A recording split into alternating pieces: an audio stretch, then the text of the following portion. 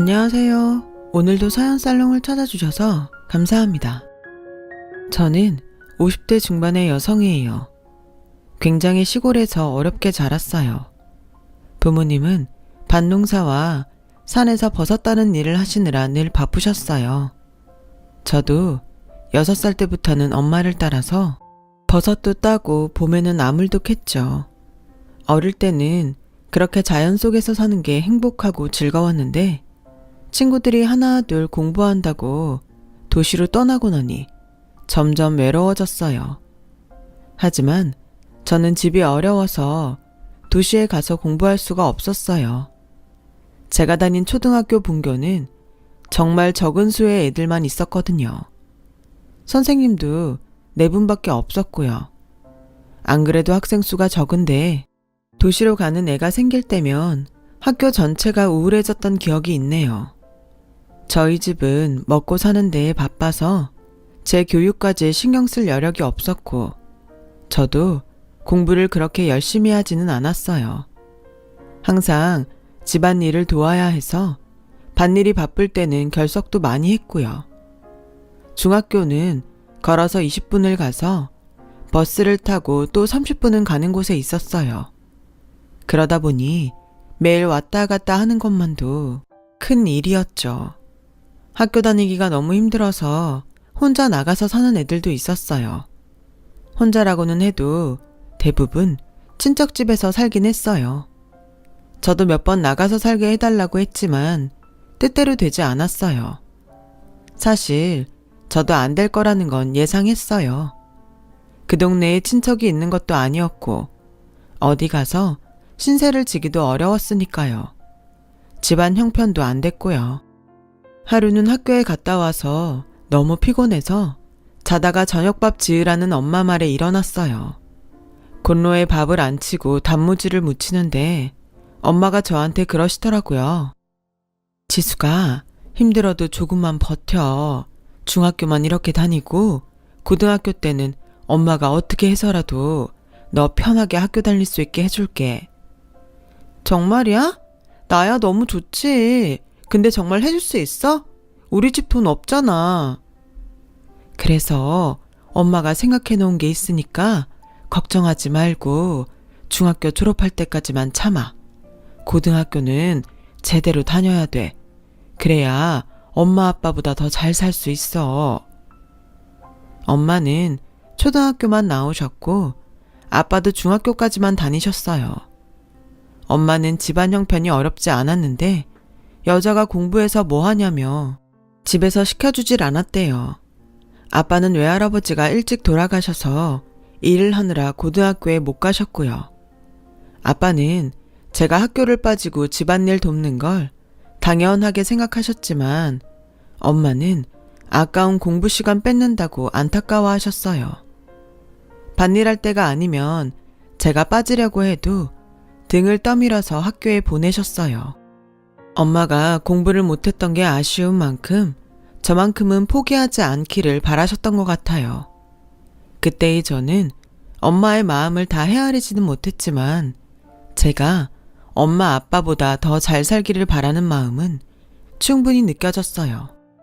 저는 더 이상 불평하지 않고 학교를 다녔고 고등학교에 가자 엄마는 약속대로 제가 도시에 머물 수 있게 방을 얻어주셨어요. 도시라고는 하지만 서울과는 비교도 안 되게 작은 곳이었어요. 그런데도 저는 모든 게 다 크고 넓게만 느껴졌고 온통 신기한 것들로 가득했어요. 엄마는 제가 초등학교 때부터 들었던 적금을 깼다고 하셨어요. 이런 나를 위해서 내가 조금씩 모아뒀던 거야. 네가 고등학교라도 나오려면 언젠가는 필요할 것 같더라고. 생각보다 돈이 많이 모아지진 않았어도 네 쓸방은 얻을 수 있어서 다행이다. 엄마, 진짜 고마워. 나 놀지 않고 공부 열심히 할게. 주말마다 집에 와서 엄마 아빠도 잘 도울게. 아빠는 제가 집을 떠나서 공부하는 걸 그렇게 좋아하진 않았지만 반대하지도 않으셨어요.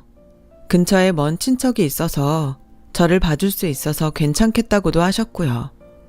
또 전보다 형편이 좀 나아져서 저희 집도 바쁠 때에는 사람을 쓸 수 있게 됐어요. 그 덕분에 저는 학교 생활에 완전히 집중할 수 있었어요. 밤멜 걱정이나 산에 가서 버섯 딸 일을 생각하지 않아도 되니 얼마나 홀가분하고 좋았는지 몰라요. 그런 만큼 엄마가 정말 많이 힘들었겠구나 하는 생각도 많이 하게 되었죠. 그래서 주말에 집에 가면 제가 먼저 나서서 부엌 일을 도맡아 했습니다. 집 떠나면 다 효자가 된다고 하는데 저도 그랬던 것 같아요. 학교 생활은 정말 재미있었어요. 고3이 되니까 대학에 갈 아이들과 취직할 아이들로 갈라지게 됐고 저는 취직하는 쪽을 선택했어요. 명문대에 갈 정도의 성적은 아니었고 서울에 있는 대학에 갈 수는 있을 정도의 성적이었어요. 선생님은 아까워했지만 저는 얼른 돈을 벌고 싶었거든요. 저는 학교 선생님의 추천으로 작은 회사의 격리 보조로 취직하게 됐어요. 엄마 아빠는 제가 졸업도 하기 전에 취직이 결정됐다고 엄청 좋아하셨어요. 아빠는 엄마가 무리해서 절 학교 보낸 보람이 있다고 하셨죠. 부모님이 좋아해 주시니까 저도 더 들떴어요. 회사에 들어가서 사회생활을 한다고 생각하니 벌써 어른이 된 것 같았거든요. 학교를 졸업하던 날 엄마는 제 손을 잡고 지수가 회사에 들어가서 적응되면 그 다음에는 야간 대학이라도 갈 생각해봐. 힘들었지만 고등학교 졸업하니까 좋은 일자리가 생겼잖아. 대학 졸업하고 나면 더 좋은 데 갈 수 있고 네가 하고 싶은 일도 할 수 있을 거야. 엄마 아빠가 지금 대학까지 보내주지 못해서 미안하다. 그래도 엄마 말 명심해. 네 삶은 네가 바꿀 수 있는 거야. 알았지? 저는 알겠다고 했어요. 하지만 회사에 다녀보니 일을 하면서 학교에 다닌다는 게 보통 각오로 되지 않는다는 걸 깨달았어요. 처음 몇 달은 적응하느라 정신이 없었고 그 다음은 피곤이 쌓여서 일이 끝나면 아무것도 하기 싫어지더라고요. 그래서 2년 정도는 공부할 생각은 접고 회사만 다녔어요. 격리 보조라고 하지만 격리일보다는 잡심부름이나 다른 직원들 뒤치다거리가 더 많았어요. 시간이 흐르면서 나는 언제 일다운 일을 해보나 하는 마음에 제 현실이 답답해지더라고요. 저는 그제야 용기를 내서 야간대학에 원서를 내기로 했어요. 모아놓은 돈도 있고 엄마 말씀처럼 대학 졸업장이 있으면 지금보다는 더 나은 일을 할 수 있을 거란 생각이 들었거든요. 그때부터 회사가 끝나면 학교에 가서 공부하는 생활을 시작했고 몇 년간 고생 끝에 저는 경영학과 졸업장을 받았어요. 그러면서 전산회계 업무 자격증도 같이 땄고 그 덕인지 저는 중소기업 회사에 격리로 들어가게 됐죠. 거기서 남편을 만나게 됐어요. 그 사람은 저희 회사가 물건을 납품하는 대기업 직원이었어요. 직급도 팀장이고 능력 있는 사람이었어요. 저는 그 남자의 능력에 반했고 그 사람은 제가 뭐든 적극적으로 일하는 모습이 매력 있다고 하더라고요. 남자는 아버지가 일찍 돌아가셨고 어머니는 지방대 교수였는데 지적이고 고상한 모습이 참 좋아 보였어요. 나이도 많지 않으신데 공부를 하면서 아이를 키웠을 걸 생각하니 존경심도 들더군요. 혹시라도 제 학벌을 가지고 뭐라고 하진 않을까 걱정도 했어요. 하지만 큰 문제 삼지 않아서 남자와 결혼할 수 있었습니다. 그런데 시어머니는 집안 큰 행사 자리에 절대 저를 부르지 않았어요. 항상 남편만 혼자 갔다 오곤 했거든요. 아무래도 시댁 모임은 저한테 어려운 자리라서 처음엔 속으로 좋아했는데 시간이 갈수록 뭔가 석연치 않은 게 느껴졌어요. 하루는 시어머니가 왜 중요한 행사에 저를 안 부르는지 남편을 붙잡고 꼬치꼬치 캐물었어요. 우리 친척들이 전부 고학력자에 직업도 좋은 사람들이 많거든. 엄마가 비교된다고 중요한 일에는 부르지 말라고 하셨어.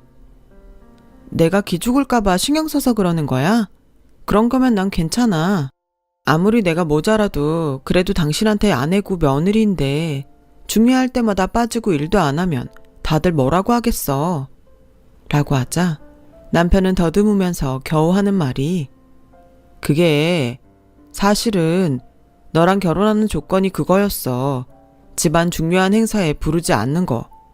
그냥 조용히 나하고만 살라는 거였어. 뭐라고? 어떻게 그런 약속을 할 수가 있어? 이건 너무하잖아.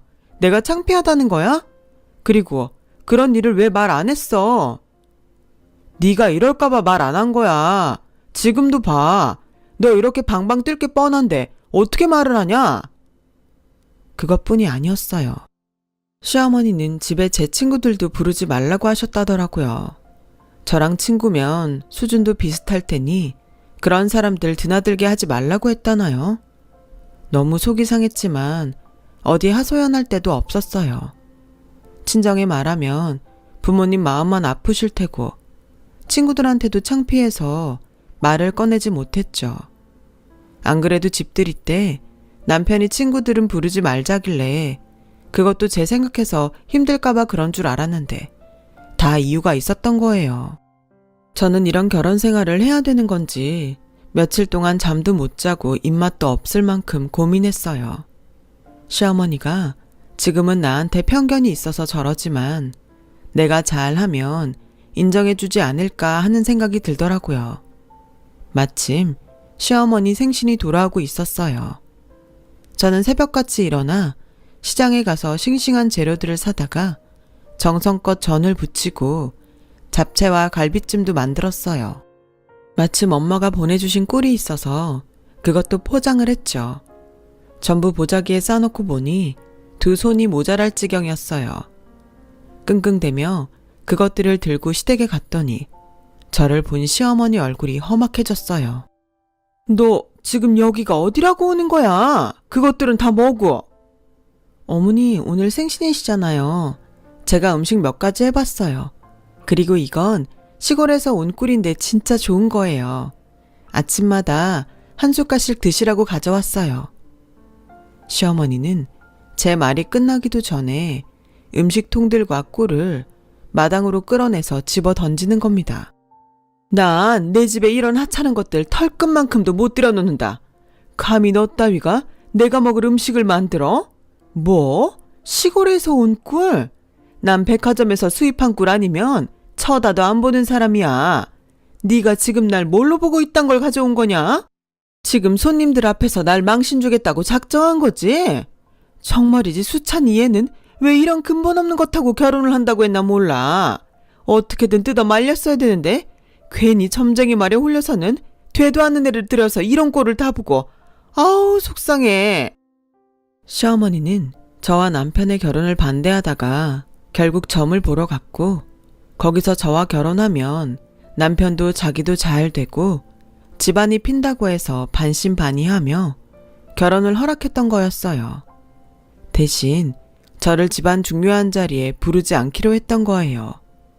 그 중요한 자리에 시어머니 생신도 포함됐다는 걸 저는 몰랐죠.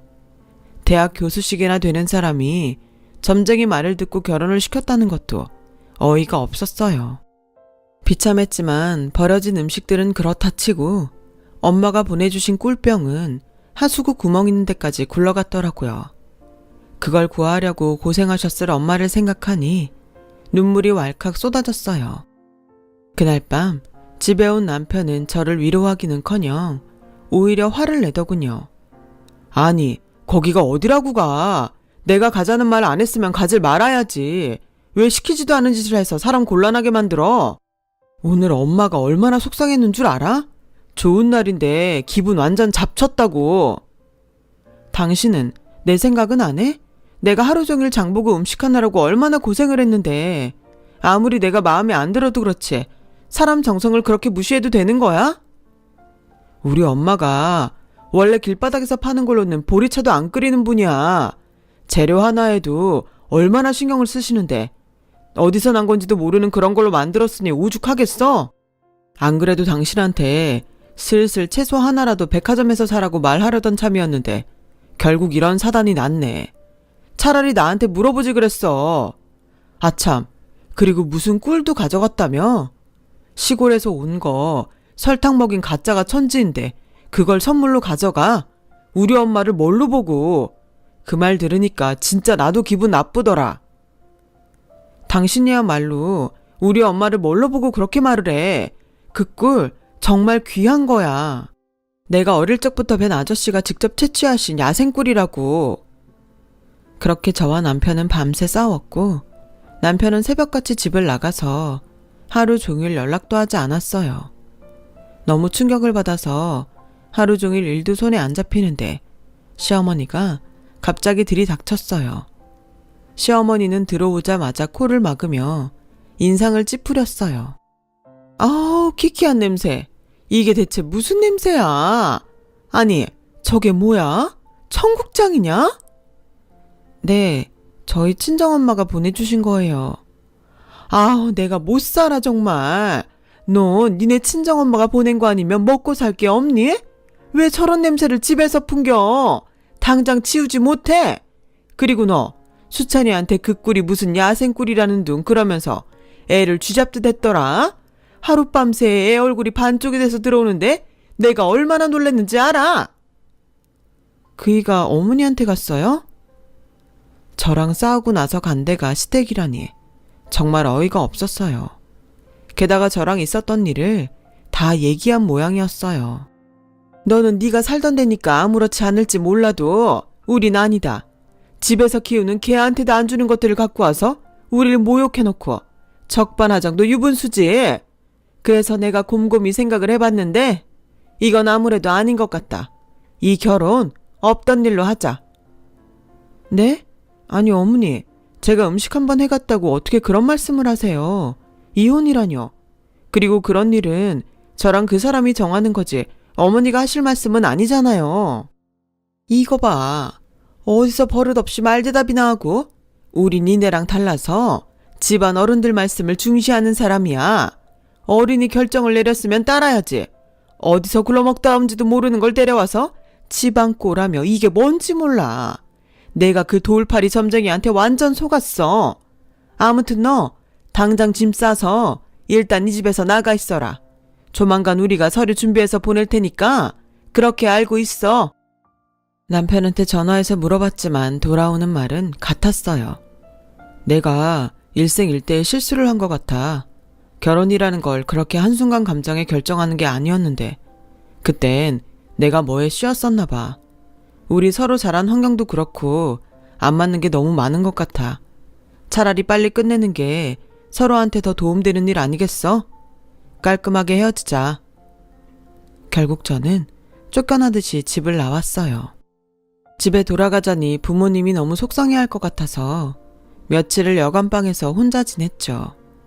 그런데 시댁에서 친정으로 서류를 보내는 바람에 부모님도 다 알게 되셨고 엄마는 어떻게 저를 찾아오셨어요. 네 친구 경희가 너 여기 있다고 하더라. 왜 혼자 여기 이러고 있어? 집에 와야지. 저는 엄마의 따뜻한 말에 그만 통곡을 하고 말았어요. 정말 그때 두고 보자는 마음이 생겨서 이를 악물고 다시 공부를 하기 시작했어요. 우선 제 대학 성적으로 들어갈 수 있는 학교 경영학과에 편입을 했고 거기서 1등으로 졸업하면서 서울에 있는 대학교 대학원에 갔습니다. 집안 야강대학에서 편입한 4년대 대학을 1등으로 졸업하기 위해 정말 미친 듯이 공부를 했어요. 그리고 대학원을 좋은 성적으로 졸업하면서 미국으로 유학을 가게 되었어요. 장학금을 받아서 갔지만 생활비는 부족할 때가 많았어요. 그래도 진짜 정말로 꼭 뭔가 되고 말겠다는 일념으로 그 생활을 버텨냈어요. 박사과정을 5년에 끝내는 사람들도 있었지만 절반 이상은 5년을 넘겨서 7년도 걸리고 8년 만에 마쳤거든요. 저는 5년 안에 박사를 따지 않으면 나머지 등록금을 낼 돈이 없었기 때문에 죽기 살기로 공부를 했고 결국 5년 만에 경영학 박사학위를 받을 수 있었어요. 그 사이 많은 일들도 있었죠. 아버지는 돌아가셨고 엄마가 홀로 저를 기다리고 계셨어요. 저는 대학원을 나온 대학에서 강사로 일을 시작했어요.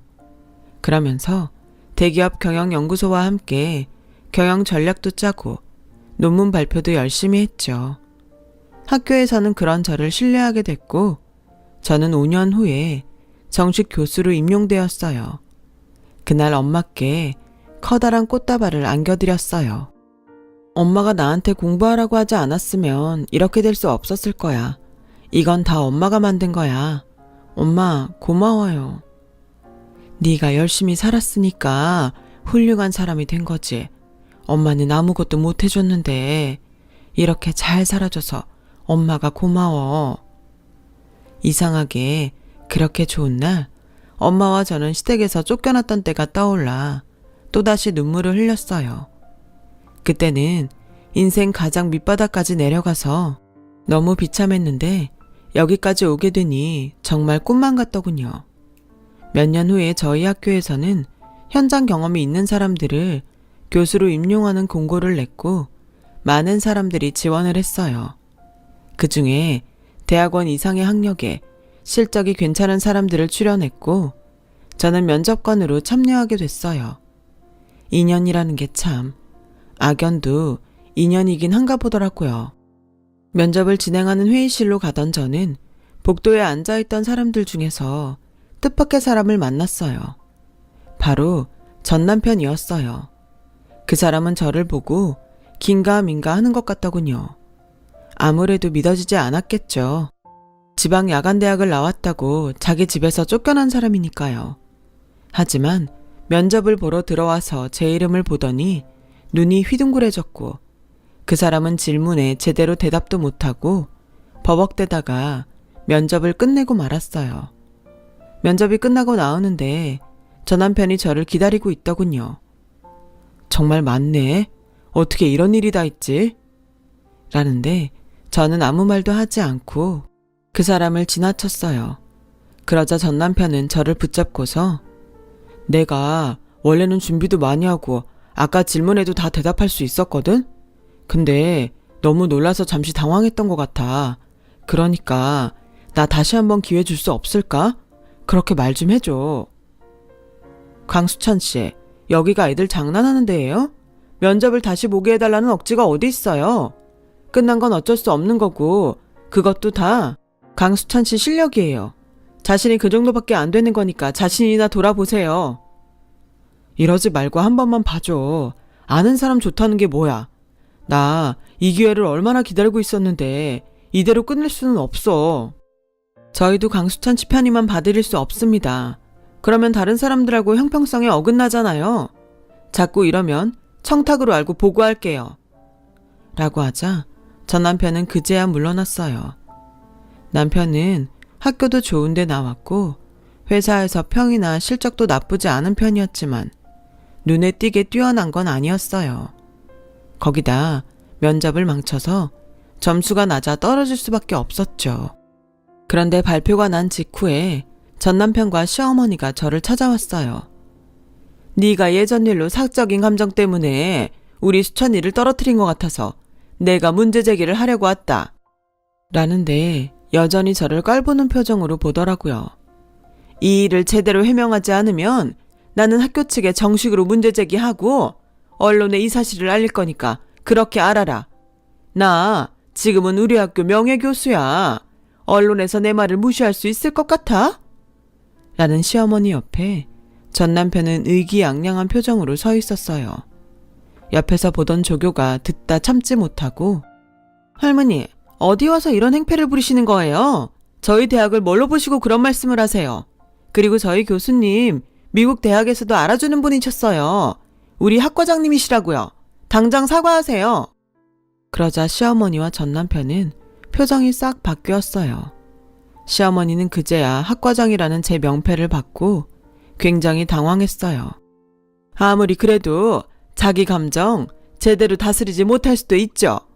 우리 수찬이가 떨어진 거 보면 뭔가 장난질 친 게 분명하다고. 뭔가 했죠. 우리의 점수 장난쳤죠? 라며 더듬더듬 저한테 존댓말을 쓰는 시어머니를 보니 웃음이 나왔어요. 정 그러시면 제가 채점표 보여드릴게요. 그나마 점수는 제가 제일 괜찮게 줬거든요. 저는 시어머니와 전남편한테 채점표를 보여줬죠. 그걸 본 두 사람은 얼굴이 빨개지더니 어쩔 줄 몰랐어요. 대부분의 교수들이 전남편한테 가장 낮은 점수를 줬거든요. 할머니, 여긴 할머니가 있던 그런 작은 대학하고는 수준이 달라요. 누구 말 한마디 때문에 떨어뜨리는 데가 아니라고요. 저한테 말도 안 되는 소리 계속 하시면 저도 강수찬집 회사에 저한테 어떤 식이었는지 어떻게 했는지 알릴 거예요. 인성이 먼저인 거 아니겠어요? 요즘은 시댁이 며느리한테 함부로 하는 거에 민감한 거 아시죠? 할머니 학교에서 명예교수라고요. 할머니는 학교에서 저한테 했던 행동이며 오늘 이러고 와서 행패 부리는 거 알면 계속 그 자리에 두겠어요? 라고 하자 시어머니는 그제야 예, 그때는 우리가 정말 실수했다. 미안해. 내가 어떻게 하면 되겠니? 비굴할 정도로 비는 시어머니를 본 전 남편은 굉장히 당황하더라고요. 엄마, 갑자기 왜 이래? 그냥 가면 되지. 뭘 빌기까지 해? 너 조용히 하네? 네가 뭘 한다고 이래? 교수 사회에서 평판 한번 깎이면 어떻게 되는 줄 알아? 입 다물고 가만히 있어. 자신의 위신과 명예만 중요한 시어머니를 보니 한숨이 절로 나왔어요. 됐으니까 돌아들 가세요. 더는 찾아오지 마시고요. 한 번만 더 와서 엉뚱한 소리 하면 그땐 진짜 가만 안 있어요. 명예훼손으로도 고소할 거예요. 라고 하자 남편은 억울하다는 듯 뭘 그렇게까지 말해. 난 엄마 때문에 그런 것밖에 없어. 정말 내 뜻이 아니었다고. 혹시라도 나한테 섭섭한 거 있으면 다 풀고 회사에는 아무 말도 하지 마. 부탁이야. 이보세요. 저랑 무슨 사이인가요? 상대방에 대한 예의 몰라요? 어따 대고 자꾸 반말이니? 라고 소리쳤더니 그 사람은 놀라서 말을 못하다가 더듬거리더군요. 그렇게 남편과 시어머니는 돌아갔지만 그 후에도 몇 번 저를 찾아왔어요. 어떻게든 제 비위를 맞춰서 좋은 자리를 얻어보겠다는 속셈이었죠. 저는 만나주지도 않았고 조교들한테도 제 방에 들여보내지 말라고 했어요. 결국 두 사람은 더 이상 저를 찾지 않더라고요. 나중에 들은 얘기로는 시어머니가 교수 임용 당시 논문이 다른 사람 걸 표절한 게 들통나서 교수직을 박탈당했다고 하더라고요. 참나, 진짜 세상 일 아무도 몰라요. 그렇게 잘난 척을 해대더니 논문 표절이라뇨. 학교에서는 시어머니를 연구비 횡령으로 고소도 했다고 해요. 전 남편은 회사에서 정리해고 때 쫓겨났고요. 그 후로 지금까지 두 사람에 대해 들은 소식은 없습니다. 저는 늦은 나이지만 전부인과 사별한 사람을 만나서 재혼을 했고 친구처럼 재미있게 잘 지내고 있어요. 엄마도 아직까지는 건강히 잘 계시고요. 옛말에 젊은 사람 무시하지 말라는데 왜 그렇게들 자기보다 좀 못하다는 생각이 들면 무시부터 하고 보는 걸까요? 사람에겐 각자 그 사람의 보석 같은 가치가 있는 건데 말이죠. 저는 우리 학교의 젊은 청춘들을 믿고 희망을 보며 오늘도 달리고 있습니다. 지금까지 들어주신 분들 모두 감사합니다. 다들 행복하시고 하시는 모든 일 잘 되길 바랄게요. 건강하세요. 여러분, 사연 댓글에 응원과 현명한 조언 부탁드려요. 좋아요와 구독은 저에게 큰 힘이 됩니다. 오늘도 좋은 일 가득하세요.